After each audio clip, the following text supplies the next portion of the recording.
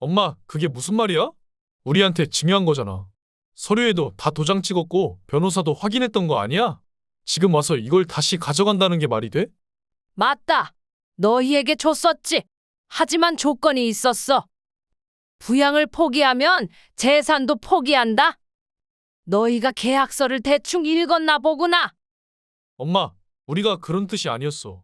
그냥 요즘 상황이 어렵잖아. 다들 힘든데 엄마도 좀 이해해줘야지. 우리도 생활이 빠듯하고 당장 애들 교육비에 대출까지 있는데. 이해? 네가 나를 요양원에 보내려고 할 때도 똑같이 말했지. 엄마, 이해해줘. 우린 어쩔 수 없어.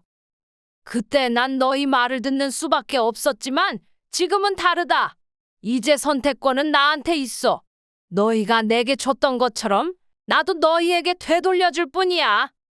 엄마, 정말 그렇게까지 할 필요가 있어? 우리 잘못한 거 인정해. 다시 원래대로 돌려주면 안 돼. 원래대로? 그래, 원래대로 돌려놨다. 너희한테 주기 전 내 손에 있던 대로. 오늘 사연은 68세 김영순 씨와 그 자식들에 관한 이야기입니다. 김영순 씨는 평생을 자식들을 위해 희생하며 살아왔습니다. 남편이 일찍 세상을 떠난 후 홀로 두 아들을 키우며 버틴 세월이 40년이 넘었습니다. 김영순이 남편과 사별한 건 40도 되기 전이었습니다. 남편은 건설 현장에서 일하다가 예고도 없이 사고를 당했습니다. 그날 이후 두 아이를 홀로 키워야 하는 현실이 그녀를 짓눌렀습니다. 하지만 무너질 수 없었습니다. 눈앞에 아직 어린 두 아들이 있었기 때문입니다. 그때부터 그녀의 하루는 이른 새벽 4시부터 시작되었습니다. 새벽 시장에서 채소를 떼어다가 동네 장터에서 팔았습니다.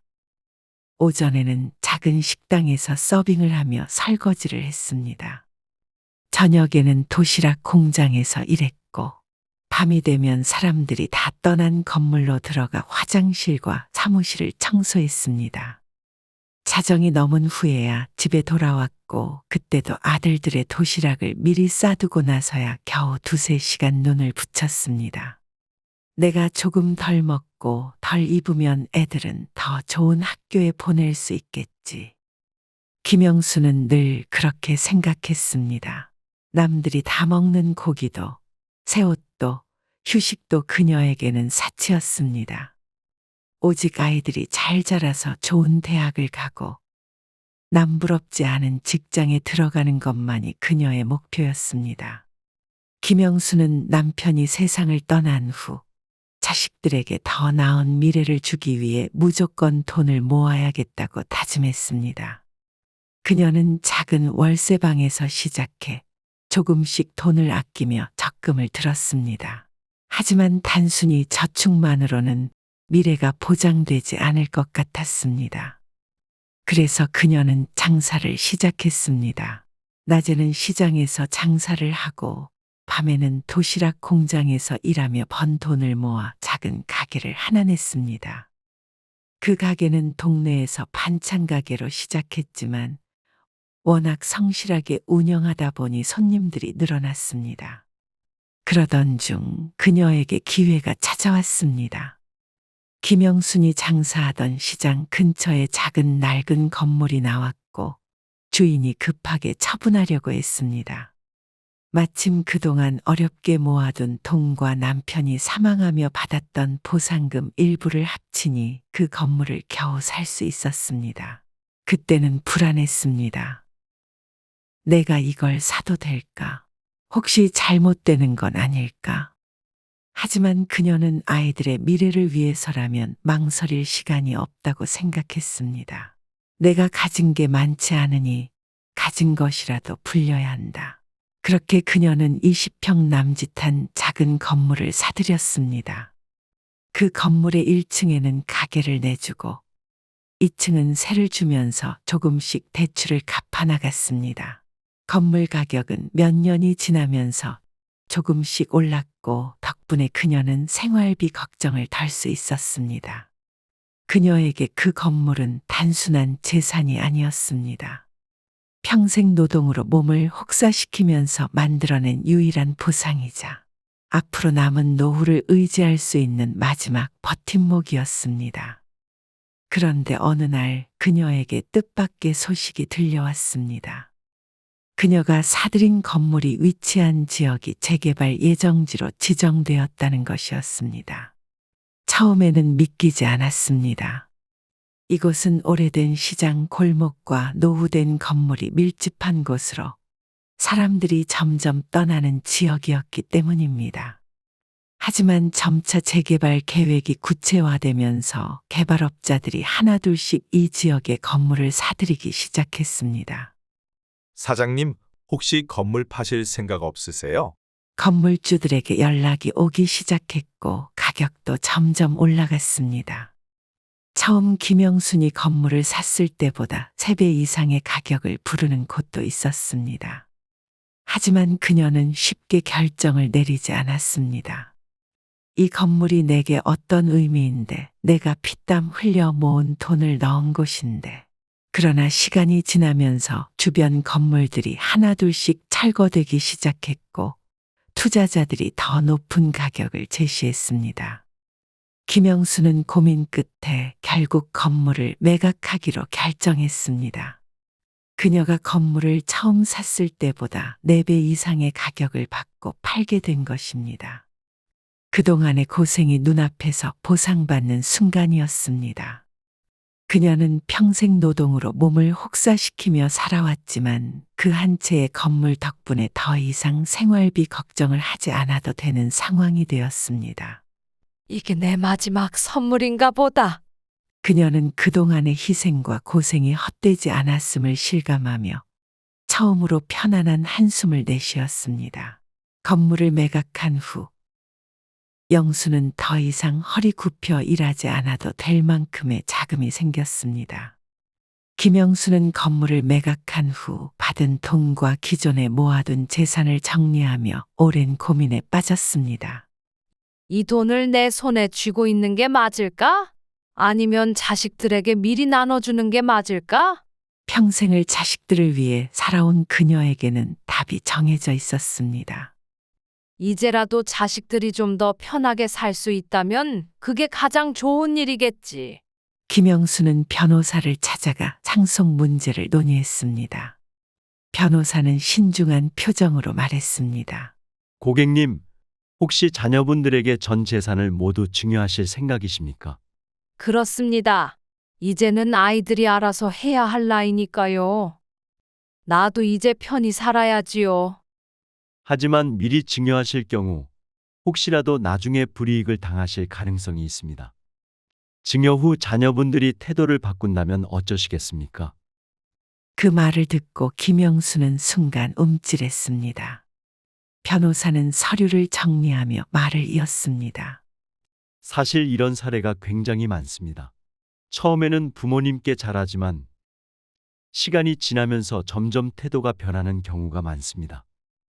부모님이 연세가 드시면 부양해야 할 책임이 부담으로 바뀌기도 하고 재산을 받았다는 안도감 때문에 부모를 등한시하기도 합니다. 그래서 최근에는 조건부 증여 계약을 맺는 분들이 늘어나고 있습니다. 조건부 증여 계약이라뇨? 자녀분들이 부모님을 일정 기간 동안 부양해야 한다는 조건을 붙이고 만약 그 의무를 다하지 않으면 증여가 무효화되는 계약입니다. 즉, 자녀분들이 부모님을 방치하거나 부양을 소홀히 할 경우 재산이 다시 부모님 명의로 돌아오게 됩니다. 김영수는 깊이 생각했습니다. 우리 애들이 그런 아이들은 아닙니다. 평생 엄마를 위해 애썼다고 말하던 애들인데 설마 그렇게까지 하겠어요? 그러나 그녀는 문득 친구 박순희의 사례를 떠올렸습니다. 자세한 사정은 모르지만 순희의 아들이 유산을 받자마자 순희를 버렸다는 소문이 무성한 것만은 명확히 떠올랐습니다. 결국 김영수는 변호사에게 고개를 끄덕였습니다. 알겠습니다. 조건부 증여 계약을 맺겠습니다. 우리 아들들은 다를 거야. 라고 속으로 생각하며 그렇게 계약이 체결되었습니다. 결국 김영수는 모든 재산을 두 아들에게 분배했습니다. 큰아들에게는 서울 외곽에 위치한 작은 아파트 한 채를 증여했고, 작은 아들에게는 가게를 낼 수 있도록 현금 일부를 지원했습니다. 본인이 거주하던 빌라는 명의만 자식들에게 넘기고 자신이 계속 거주하는 조건을 걸었습니다. 큰아들과 작은아들은 기뻐하며 말했습니다. 엄마, 정말 고마워. 이제 엄마 걱정은 우리가 다 할게. 맞아. 엄마 이제 아무 걱정하지 마. 우리가 알아서 모실 테니까. 그 말을 듣고 김영수는 안심했습니다. 그래, 이 아이들은 날 버리지 않을 거야. 그러나 그 믿음은 너무도 빨리 깨져버렸습니다. 재산을 증여한 지 한 달이 채 지나지 않아 두 아들의 태도는 눈에 띄게 달라졌습니다. 평소엔 자주 찾아오던 두 아들이 점점 연락을 줄이기 시작했습니다. 전화는 걸어도 받지 않는 날이 많아졌고, 만나자는 말에도 바쁘다는 핑계를 대기 일쑤였습니다. 처음에는 일이 많아서 그러겠거니 했지만 시간이 지나면서 확신이 들었습니다. 이 아이들이 날 피하고 있구나.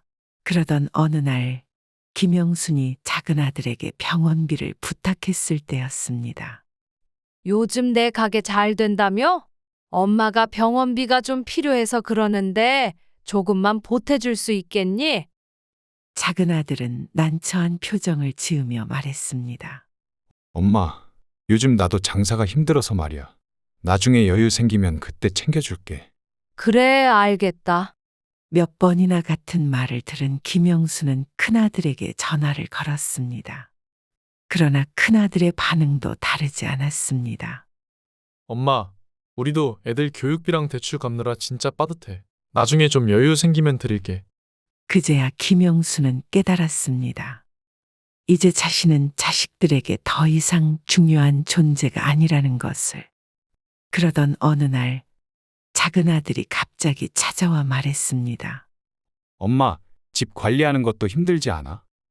사실 요양원 가는 게 어떨까 해서. 뭐라고? 엄마도 이제 연세가 있으시잖아. 그리고 우리도 애 키우고 사느라 정신이 없는데 요양원에서 편하게 계시는 게 좋을 것 같아서 그래. 네가 지금 무슨 말을 하는지 알고 하는 거니? 엄마, 나쁜 뜻으로 하는 말이 아니야. 요즘 요양원 시설 진짜 좋아. 그냥 엄마가 편하게 지낼 수 있는 곳 알아볼게. 그 말을 들은 순간 김영수는 모든 걸 깨달았습니다. 이제 자신은 이 아이들에게 짐이 되었습니다. 그날 저녁 김영수는 작은 아들에게 전화를 걸었습니다. 작은 아들은 통화 연결음이 길게 울린 뒤에야 전화를 받았습니다. 엄마, 무슨 일이야? 할 말이 있어서 전화했어. 지금 바쁘니? 아, 요즘 가게 일도 있고 이것저것 정리하느라 정신이 없어. 그런데 엄마, 무슨 일 있어? 김영수는 잠시 머뭇거리다 조용히 입을 열었습니다.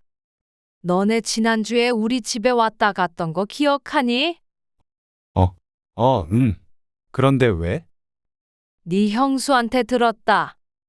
내가 서랍장을 열어봤다고 하더라. 작은 아들은 순간 말을 멈췄습니다. 아, 그거? 그냥 뭐 필요할 것 같아서 서류 좀 본 거야. 무슨 서류?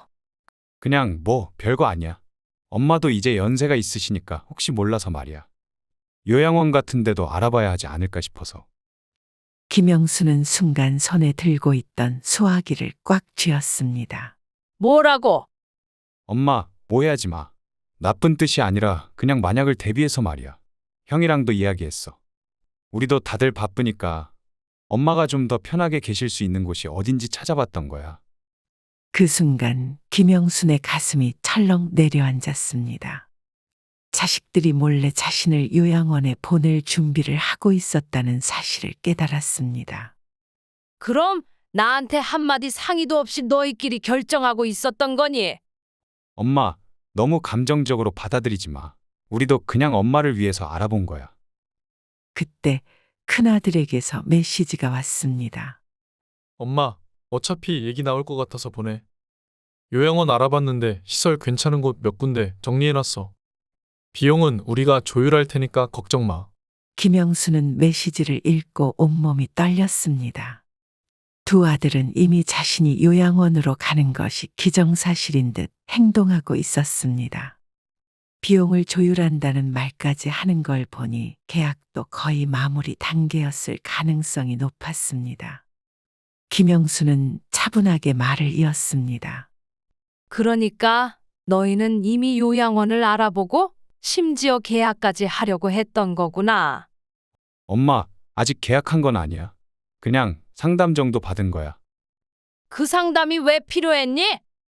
내가 너희한테 요양원 가고 싶다고 했니? 그리고 내가 너희들한텐 어디 아픈 사람처럼 보이는 거니? 엄마, 그렇게 화내지 마. 우리도 엄마를 위해서 한 거야. 그래? 그럼 엄마가 한 가지 묻겠다. 만약 내가 이 사실을 몰랐다면? 너희가 요양원을 알아보고 있다는 사실을 내가 알지 못한 채로 시간이 지나면 그땐 어떻게 하려고 했니? 작은 아들은 대답하지 못했습니다. 긴 침묵이 흐른 뒤 그는 얼버무리듯 말했습니다. 엄마가 원하지 않으면 안 보내려고 했지. 그러나 그 말은 거짓이라는 것을 김영수는 직감적으로 알 수 있었습니다. 이미 모든 것이 준비되어 있었고 자신은 단지 통보를 기다리고 있는 입장이었을 뿐이었습니다. 그녀는 손을 부들부들 떨며 조용히 말을 이어갔습니다. 알겠다. 너희 뜻이 어떤지 이제는 확실히 알겠다. 엄마, 오해하지 말고. 김영수는 그대로 전화를 끊어버렸습니다. 그리고 자리에서 천천히 일어나 변호사의 번호를 찾았습니다.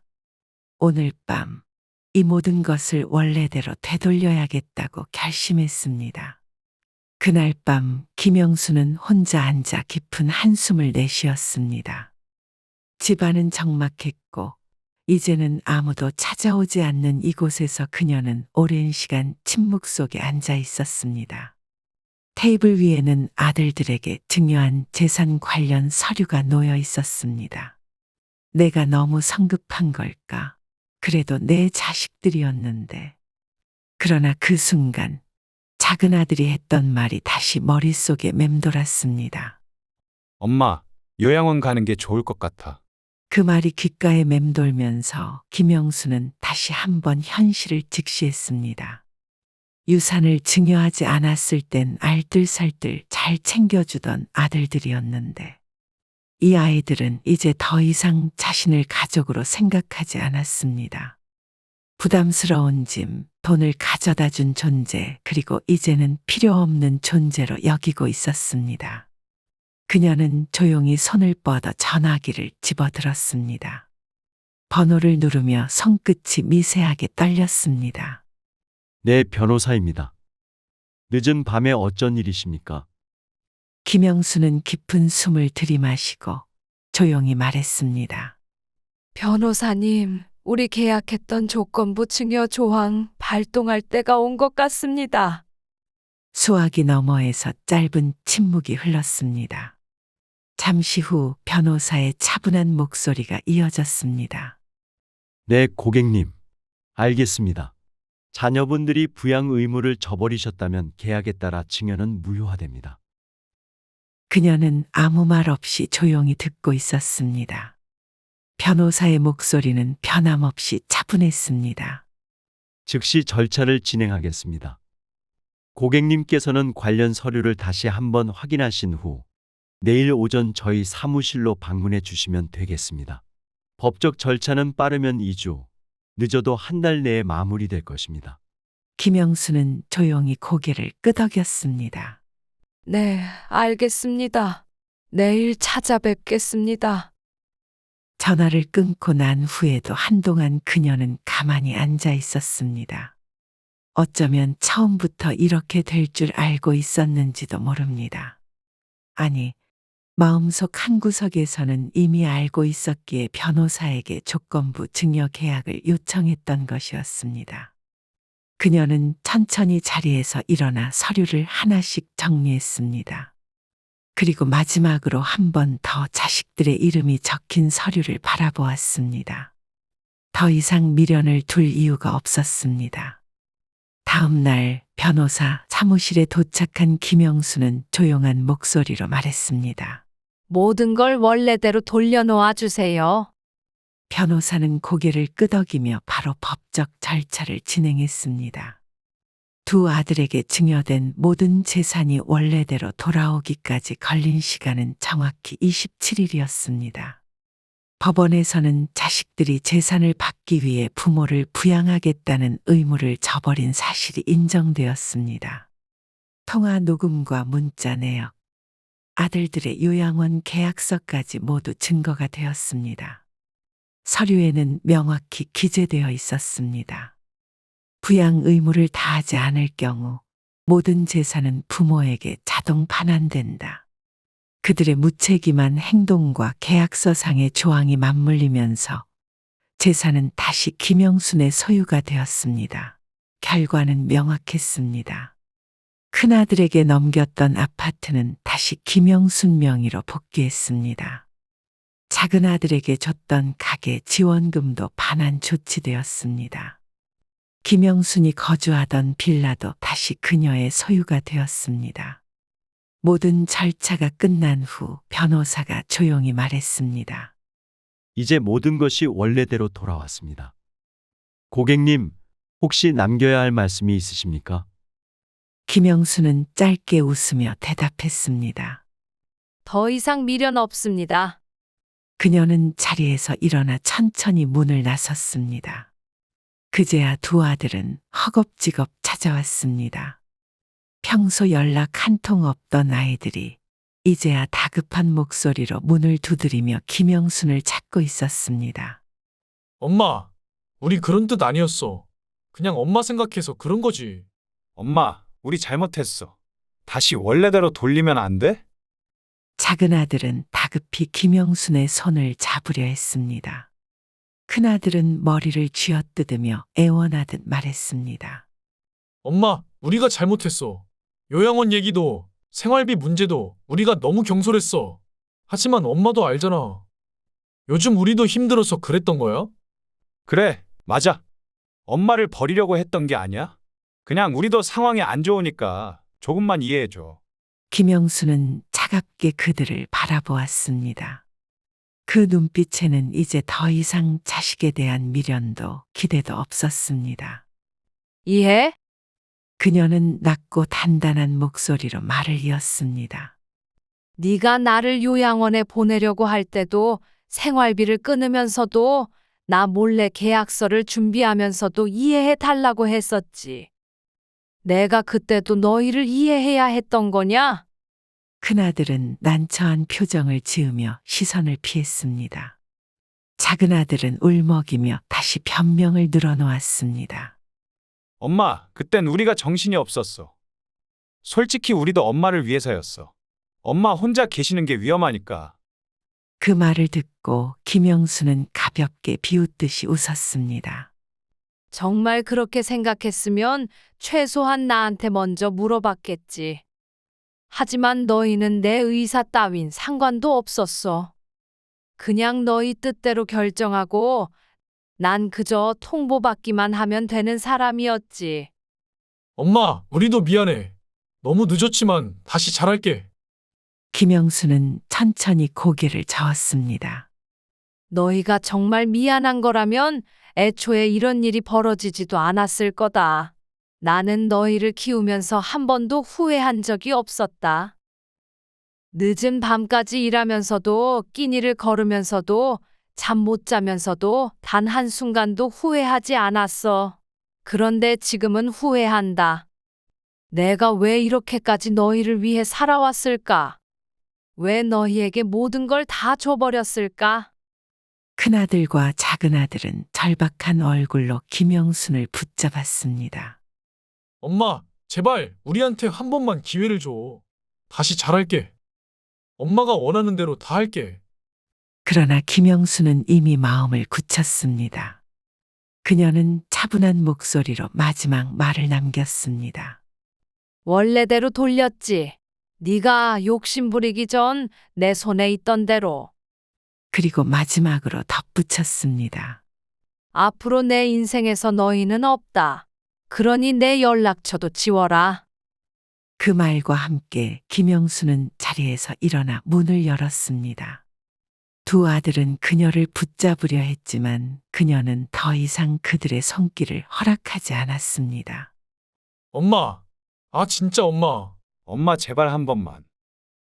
뒤에서 필사적으로 애원하는 소리가 들렸지만 두 아들을 뒤로 한 채 조용히 걸어 나왔습니다. 그녀는 한 번도 뒤돌아보지 않았습니다. 오히려 마음이 편안해졌습니다. 마치 오랫동안 메고 있던 무거운 짐을 내려놓은 것처럼 어깨가 한결 가벼워졌습니다. 그녀는 문 밖으로 나오며 속으로 되뇌었습니다. 나는 이제야 진짜 내 인생을 찾았다. 평생을 자식들을 위해 살았습니다. 그들이 먹고 싶은 음식을 챙겨주고 좋은 학교를 보내기 위해 뼈 빠지게 일했습니다. 자신의 모든 것을 희생하며 단 한 번도 뒤돌아보지 않았습니다. 하지만 그 결과는 어땠을까요? 그녀가 사랑으로 베풀었던 것들은 당연한 것이 되었고, 그녀가 기꺼이 내어줬던 것들은 아무런 의미가 없는 것이 되었습니다. 자식들은 더 이상 어머니를 따뜻하게 품어주지 않았고, 오히려 짐이 된 그녀를 치워버릴 궁리만 했습니다. 이제야 깨달았습니다. 부모가 자식을 사랑하는 것과 자식이 부모를 사랑하는 것은 다를 수도 있다는 것을. 모든 것을 내어준다고 해서 그들이 같은 마음으로 보답하는 것은 아니라는 것을. 내가 남은 인생을 온전히 내 것으로 살려면 내 자신부터 지켜야 한다. 김영수는 이제 더 이상 자식을 위해 살지 않기로 했습니다. 이제부터는 자신의 행복을 찾고 자신을 위해 살아갈 것입니다. 그녀는 처음으로 자식이 아닌 자신을 위한 삶을 선택했습니다. 그녀는 조용히 하늘을 올려다보았습니다. 이제야 진짜 자유로워진 기분이 들었습니다. 이제는 오롯이 나를 위해 살아야겠다. 그녀의 발걸음은 한없이 가벼워졌습니다. 인생은 끝이 아니라 이제부터가 시작이었습니다.